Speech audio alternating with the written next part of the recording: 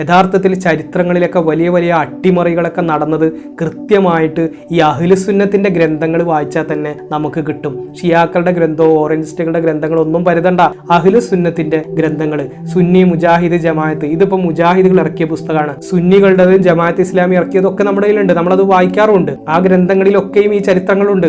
അത് മാത്രം വായിച്ചു കഴിഞ്ഞാൽ ഈ അട്ടിമറികളൊക്കെ കൃത്യമായിട്ട് നമുക്ക് മനസ്സിലാക്കാൻ സാധിക്കും. ഇത് കേവലമായി രാജ്യങ്ങളെ കീഴ്പ്പെടുത്തുന്നത് ഇന്ന് നമ്മൾ കാണുന്നത് പോലെ ആ കാലഘട്ടത്തിൽ ഗോത്രങ്ങളെ കീഴ്പ്പെടുത്തുക, അവിടെ സത്യമോ നീതിയോ അല്ലെങ്കിൽ ധാർമ്മികതയോ കരുണയോ സ്നേഹമോ ഇതൊന്നും നമുക്ക് കാണാൻ കഴിയില്ല. അത്തരം കീഴ്പ്പെടുത്തലുകളില് നിരാലംബരാക്കപ്പെട്ട സ്ത്രീകളും പിഞ്ചു പൈതങ്ങളുടെയൊക്കെ കണ്ണീരും അവരുടെ തേങ്ങലുകളും ഒക്കെ സാധാരണ ഉണ്ടാകാറുള്ളത് പോലെ ഈ ചരിത്രങ്ങളിലും പ്രവാചകൻ നേതൃത്വം കൊടുത്ത യുദ്ധങ്ങൾ എന്ന് പറയുന്ന ഈ ആക്രമണങ്ങളിലും ഒക്കെ നമുക്ക് കാണുന്നുണ്ട്.